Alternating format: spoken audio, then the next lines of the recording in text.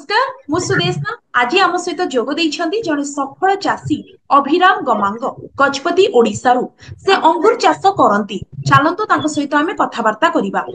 तो सार प्रथमे तो अंगुर चाष आपण केबेठारु आरंभ करितिले आ आपन को केते कोन लाभ मिलुची से ऊपर टिके किछि कहिबे। हाँ मैडम हम वैसे मोर 2 वर्ष है आज्ञा गोटे नुआ रे चाष करथिली मो आज्ञा यूट्यूब चैनल देखि मध्य करथिली एटा होची आज्ञा मोर तो जानि नथिली सेते अभिज्ञता नाही अवश्य से यूट्यूब चैनल जो देखि देखि मो ऑनलाइन गछटा ऑर्डर करथिली आज्ञा गछटा ऑर्डर करके गोटे 5टा गछ रोइछि 3टा गछ बंचिछि 3टा गछ बंचिछि गोटे वर्ष ଭିतर फल धरिछि गोटे गछरे आज्ञा दुटा गछरे फल भी आସୁଛି छोट छोट पड़ा हाँ ଆଉ ଭଲ ଫଳ ହେଇଛି ଗଜପତି ଏରିଆ ରାୟଗଡ ବ୍ଲକ ର କୌଣସି ଅଙ୍ଗୁର ଚାଷ ସେଉ ଚାଷ ଏମିତି କରିନାହାନ୍ତି ମୁଁ ଗୋଟେ ଅନଲାଇନ ମଧ୍ୟ ଦେଖିକି ମୁଁ ଚାଷ କରିଛି। आज्ञा ଚାଷ କରିକି ମୋର ଭଲ ଚାଷ ସଫଳ ହେଇଛି କିନ୍ତୁ ଭଲ ଫଳ ହେଇଛି ଆଉ ଅଙ୍ଗୁର ବି ଖାଇ ଦେଇଛୁ ଭଲ ମିଠା ଅଛି ଆଉ ଏଇ ଜାଗାରେ ଭଲ ବି ଚାଷ ଟା ଭଲ ହେଇଛି। आज्ञा तो सर आपण अंगुर चाष टा केउ ऋतुरे करूछंती आउ केउ केउ पानी पागो एई अंगुर चाष पई दरकार हिथाय। मैडम आमे सेटा जनवरी फेब्रुआरी मासरे फूल आसे फूल आसे ना डार कसी धरे कसी आज्ञा धर की बड़ हुए एबे प्राय 4 मास होला 4-5 मास होला 5 मास ହେଇକି ଏବେ आज्ञा ପାଚିକି ଆସିଛି ଆଉ ଜାନୁଆରୀ ମାସରେ ଷ୍ଟାର୍ଟିଂ ହବ ପଡଟା आज्ञा आउ अंगुर चाष रो जो ଆଉ करूछन ଯୋଉ ରୋଇବା ଟାଇମ ଟା ହଉଛି ଆମେ ଜୁନ ଜୁଲାଇ ମାସରେ ରୋଇଛୁ ମ୍ୟାଡମ ସେଟା ଗତ ବର୍ଷର आज्ञा आज्ञा ଆଉ ବର୍ଷ ପରେ ପଡା ହେଇଛି तो ଯେ आउ କଳା आपण କଲର ସେ ମିଠା आज्ञा आउ सर आपण जे अंगुर चाष करूछंती गछर ଯତ୍ନ ଟା केमिति नउछंती आउ पानी केतेबेले दउछंती तार ଯ- ଯत्न ठीक भाबरे केमिति कोन नउछंती से ऊपर टिके हम चासी भाई भूणी मानकु कहिबे। ହଁ ମ୍ୟାଡାମ ସେଟା ଆମେ ଦେଇଛୁ ଦିନ ଛାଡି ଦିନ ପାଣି ଟା ଦେଇଛି କିନ୍ତୁ ନାଳ ପାଣି ଟା ଅଛି ସେଠି ସବୁଦିନ ଦେଇନୁ ଦିନ ଆଜ୍ଞା ଛାଡି ଦିନ ଦେବାର ପଡୁଛି ପାଣି ଟା ଆଉ କତଂଶ ଚାର ଆମେ କୌଣସି କିଛି ଦେଇନୁ କିନ୍ତୁ ଗୋବର ଖତ ଆଉ ଅର୍ଗାନିକ ଖତ ମୁଁ ଦେଇଛି ଆଉ କୌଣସି ଆଜ୍ଞା କିଛି ସାର ଅଂଶ ଆଉ ଔଷଧ ପତ୍ର ମୁଁ ଦେଇନି। ଆଜ୍ଞା ଆଉ ଯତ୍ନ ଟା ସେଥିରେ କେମିତି ଫଳ ନଉଛନ୍ତି ଧରିଛି। ଆଉ ଭଲ ଭାବରେ ଯତ୍ନ କେମିତି ନଉଛନ୍ତି। ଯତ୍ନ ଆମେ ଗୋଟେ ରଞ୍ଜା ଦେଇଛୁ ଗୋଟେ ବାଉଁଶର ଦେଇକି ସେଠି ରଞ୍ଜା ପକାଇଛୁ ରଞ୍ଜା ପକାଇକି ମଧ୍ୟ ସେଠି ତାକୁ ଯତ୍ନ କରିକି ତାକୁ ଲାମ୍ବୁଡିକି ଉପରେ ଫଡ ଦେଇଛି ମ୍ୟାଡam। ଆଜ୍ଞା ତାକୁ ଟିକେ କାଟ ଫାଟ ଦେଇକି ଟିକେ ଗଛ ଛଡେଇବାର ଅଛି ସେମିତି ଯତ୍ନ କଲେ ସେ ମଧ୍ୟରେ ଫଳଟା ଆସୁଛି। ଆଜ୍ଞା ଆଉ ଅଙ୍ଗୁର ଗଛରେ କଣ କଣ ସବୁ ରୋଗ ପୋକ ଲାଗିଲା ତାର ପ୍ରତିକାର ଟା କେମିତି କରୁଛନ୍ତି। ରୋଗ ପୋକ ତାର ଗୋଟେ ମିନିମମ ବେଶୀ କରହା ଆସେ ତାଟକେ ମରିବା ଅବସ୍ଥା ବି ଅଛି ତାର ମିନିମମ ଆମେ କିଛି ଔଷଧ ଦେଇନୁ।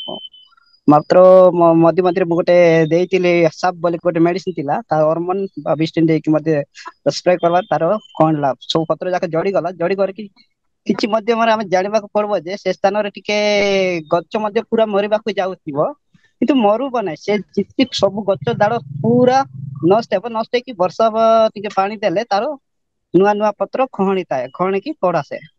ଆଜ୍ଞା ଆଉ ଆପଣ ଜାଣିଛନ୍ତି ଅଙ୍ଗୁର ଗଛରେ କଣ କଣ ସବୁ ରୋଗ ଲାଗୁଛି। ନାଇଁ ମ୍ୟାଡାମ ସେତେ ଆମେ ଜାଣିନୁ ୟୁଟ୍ୟୁବ ଚ୍ୟାନେଲ ଦେଖି ମଧ୍ୟ ମୁଁ ଚାଷ କରୁଛି। ମୁଁ ଗୋଟେ କୃଷି ତରଫରୁ ମତେ ଆପଣଙ୍କ ତରଫରୁ କି କୃଷି ମଧ୍ୟମ ତରଫରୁ ଗୋଟେ ଶାସକ ଅଭିଜ୍ଞତା ବିଷୟ ଟିକେ ଜଣାଇଲେ ଆଉ ଟିକେ ଟ୍ରେନିଂ ଦେଲେ ଆମେ ଟିକେ ଅଧିକ ଟିକେ ଉପଯୁକ୍ତ ଭାବରେ ଚାଷ ଟା ଶିଖି ଯାଆନ୍ତୁ ମ୍ୟାମ। ଆଜ୍ଞା ଆଉ ନିଜେ ଯୋଉ ଚାଷ କରି ନିଜ ଚାଷକୁ ଗୋଟେ ବିଦେଶୀ ଫଳକୁ ଗୋଟେ ଓଡିଶାର ନିଜ ଜିଲ୍ଲାରେ ନିଜ ବ୍ଲକ ଆଜ୍ଞା ମଧ୍ୟରେ ଓଡିଶା ମାଟିରେ ଆପଣ କଣ ଚାଷ ହେବ କରୁଛନ୍ତି। ନହବ ଆମେ ତା ଗୋଟେ ଟ୍ରେନିଂ କରିଛୁ ମ୍ୟାଡାମ। ଆଜ୍ଞା ଆଉ ଯୋଉ ଅଙ୍ଗୁର ଚାଷ କରୁଛନ୍ତି ତାର ମାର୍କେଟିଂ କେମିତି କରୁଛନ୍ତି ବିକ୍ରି କେମିତି କରୁଛନ୍ତି। ମାର୍କେଟିଂ ତ ମ୍ୟାଡମ ଏବେ ନୂଆରେ ଆମେ ପଡ ଧରିଲାଣି କିନ୍ତୁ ଆମେ ଏତେ ମାର୍କେଟିଂ ନେଇନୁ ଆମେ ତ ନିଜ ଆଉ ପଡିଶା ଓଡିଶା ଘର ମାନଙ୍କର ମଧ୍ୟରେ ନୂଆ ପଡ ଆମର ଗାଁ ମଧ୍ୟରେ ହେଇଛି ବୋଲି ଆମେ ଏମିତି ବାଣ୍ଟି ଛୁଣ୍ଟି ଖାଉଛୁ ମାର୍କେଟରେ ଛାଡିନୁ ମ୍ୟାଡାମ ଏପର୍ଯ୍ୟନ୍ତ। ଓକେ ମାର୍କେଟ ରେ ଏପର୍ଯ୍ୟନ୍ତ ଦେଇନାହାନ୍ତି ବିକ୍ରି କରୁନାହାନ୍ତି। ନାଇଁ ନାଇଁ ଦେଇନି ମ୍ୟାଡ଼ାମ। ଆଜ୍ଞା କେତେ କଣ ଅଙ୍ଗୁର ହଉଛି ଆପଣଙ୍କର। ଆମର ଏ ବର୍ଷ କମ ତ ଫାଷ୍ଟ ଷ୍ଟାର୍ଟିଂ ହେଲା ଗୋଟେ କିଲୋ 1.5 କିଲୋ ପଳେଇଛି ମ୍ୟାଡାମ ଆଉ ଆଗାମୀ 2 ବର୍ଷରେ ମଧ୍ୟ ଭଲ ପାଡ଼ ହବ ବୋଲି ମୁଁ ଆସନା କରୁଛି। ଆଜ୍ଞା ତ ମାର୍କେଟିଂ କରନ୍ତୁ ନା ଭଲ ବ୍ୟବସାୟ ଏ ହଉଛି ବର୍ଷଟା ଆପଣଙ୍କର। ଫାଷ୍ଟ ଏ ବର୍ଷ ପଡତ ଧରିଛି। ଆଜ୍ଞା ଆପଣ ଭଲ ଅଙ୍ଗୁର ହଁ ଲଗଉଛନ୍ତି ମ୍ୟାଡାମ ମିଠା ଏତେ ତ ଅଙ୍ଗୁର ପଡା ଆସିନି କରୁଛନ୍ତି। ପୋଡ ଅଧିକ ହେଲେ ଆମେ ମାର୍କେଟିଂ ଟା ବ୍ୟବସାୟ କରିବୁ। ଆଉ ଏତେ ପଡ ଆସିନି, ଅଳ୍ପ ପଡକୁ ଆମ ନିଜ ଗାଁରେ ଏକ ସରି ଯାଉଛି ଆମର ନୂଆ ଆଜ୍ଞା ପୋଡଟା ଗୋଟେ ଆଜ୍ଞା ଆସିଛି ବୋଲି ପଡିଶା ଆଜ୍ଞା ଖାଇକି ଆଉ ସାଙ୍ଗସାଥି ମାନେ ନୂଆ ପୋଡଟା ଗୋଟେ ହେଇଛି ବୋଲିକି ସେମାନଙ୍କର ଦେଇଛୁ ଆଉ ବିକବାଟା କରିନୁ ମ୍ୟାଡାମ। ଆଜ୍ଞା। ଆଉ ତାହେଲେ ଏଇ ଯୋଉ ଅଙ୍ଗୁର ଚାଷ ମାନେ ବିଷୟରେ ଆପଣ ଯୋଉ କହିଲେ, ଆପଣ କେତେ କଣ ଖର୍ଚ୍ଚ କରିକି ଏଇଟା ଫାଷ୍ଟ ଷ୍ଟାର୍ଟିଂ କରିଥିଲେ? ମାନେ ଯେମିତି କି ଆପଣ ଗୋଟେ ଚାଷୀକୁ କହିବେ ସେ କେତେ କଣ ଖର୍ଚ୍ଚ କରିକି ଫାଷ୍ଟ ଷ୍ଟାର୍ଟିଂ କରିବ, ଆଉ ତାକୁ କେତେ କଣ ଲାଭ ମିଳିବ, କେମିତି କଣ ଷ୍ଟାର୍ଟ କରିବ ସେ? ନାଇଁ ମ୍ୟାଡାମ, ଅଙ୍ଗୁର ଗଛ ସେତିକି ଯତ୍ନବାନ ନାହିଁ, କିନ୍ତୁ ପାଣି ନିହାତି ଭାବରେ ସବୁ ବର୍ଷ ଖରା ମାସ ଯୋଉ ପ୍ରବଳ ଏଠି 40-41 ଡିଗ୍ରୀ ଖରା ହଉଛି ଗଜପତି ଜିଲ୍ଲାର, ସେ ମାଧ୍ୟମରେ ଆଜ୍ଞା ଟିକେ ପାଣି ଦରକାର। ସବୁଦିନ ପାଣି ଦେବା, ତାପରେ ଗୋବର ଖତ ଆମେ ଜୋରରେ ଦେଇଛୁ। ଗୋବର ଖତ ତାକୁ ଅଧିକ ଅଂଶ ଦେଲେ ସେ ଟିକେ ସୁସ୍ଥ ସବଡକି ଆଉ କଅଁଳିବ ଏବଂ ଅଧିକ ଲାମ୍ବିବ ସେଟା। ଆଜ୍ଞା ଗଛଟା ଆଜ୍ଞା। ଆଉ କେତେବେଳେ କଣ କାଟୁଛନ୍ତି ଗଛ ଆମ ବଢିଗଲେ? କୌଣସି ଆଉ ନାଇଁ, ଯୋଉ ୟୋଟୋସ୍ନାର ଗୋଟେ ଦେଖିଥିଲୁ, ବେଶୀ ଲାମ୍ବୁଡିଲେ ବେଶୀ ମଧ୍ୟରେ ତାକୁ କଣଲେ ତା ଗଛକୁ ଡାଳ କଟାଯାଏ ବୋଲି କହୁଛି। ଆମ ଗୋଟେ କୃଷି ହୁଁ ଡାଇରୀ ବି ଦେଖିଛୁ, ସେଗୁଡାକ କରିଛୁ। ଆମେ ସେତେକି ଅଧିକ ଅପସନ ଗଛଟା ହେଇନି ନା, ଗଛ ସେଠି ଆମେ ଅଧିକ କରିନୁ। ଅଧିକ ଗଛଟା ହେଇଥାଏ ଆମେ କାଟିବାକୁ ବି କହିଛି। ଦେଖିଲି ଯୋଉ କୃଷି ବହିରେ ଆମେ ପଢିକି ଦେଖିଲୁ, ଏବେ ୟୁଟ୍ୟୁବ ଚ୍ୟାନେଲ ବି ଦେଖିଛୁ। ଆଜ୍ଞା। ହେଲେ ସେଟା କରିବାକୁ ବାଧ୍ୟ କରୁଛନ୍ତି, ହେଲେ ସେଟା କରିନୁ। ସେଟା ଅଧିକ ବୟସ ପଡିଲେ ଆଉ କିଛିଟା ଆମ ଟ୍ରେନିଂ ନେଇକି ମଧ୍ୟରେ କାଟିବାକୁ ପଡିବ ମ୍ୟାଡମ। ସେ ଅଙ୍ଗୁର ଗଛର କୌଣସି ଉଦ୍ୟାନ ବିଭାଗ ତରଫରୁ ଯାଇଥିଲୁ, ଆଜ୍ଞା ଅବଶ୍ୟ ସେ ବିଷୟ ବି ଆମେ ପଚାରିଥିଲୁ। ସେମାନଙ୍କର କହିଲେ ଏଟା ନୂଆ ଗଛର ଆମ ରାୟଗଡା ବ୍ଲକ ର ଗଜପତି ଜିଲ୍ଲାରେ ଆଣିଛୁ। ଏଟା ଆଜ୍ଞା ନୂଆ ଗଛର ଆପଣ ଲଗାଇଛୁ, ଲଗାଇକି ଦେଖନ୍ତୁ। ଆଉ ପଇଡ ଧରିଲେ ଆପଣ ସଫଳତା ଚାଷୀ ହେବ।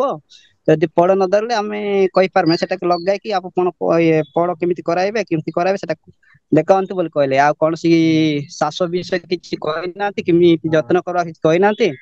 ଆଉ କିଛି ପଚାରିଲେ ନାହିଁ। ଆଉ ଗୋଟେ ଗଛଟା ଲଗାଇଛୁ, କିନ୍ତୁ ଯତ୍ନ ପତନ କର, ଆଉ କେମିତି ଫଳ ଧରିବ ସେ ନିମନ୍ତେ ଦେଖ ବୋଲି କହିଛନ୍ତି। ଆଉ କୌଣସି କିଛି କହିଲେ ନାହିଁ ମ୍ୟାଡାମ। ଆଜ୍ଞା। ମୁଁ ଏଇଟା କହୁଥିଲି କି, ଆଉ ଯୋଉ ଅଙ୍ଗୁର ଗଛରେ ଯୋଉ ଆପଣ ଯୋଉ କରୁଛନ୍ତି, କେଉଁ ପ୍ରକାର ମାଟିରେ ଚାଷଟା କରୁଛନ୍ତି?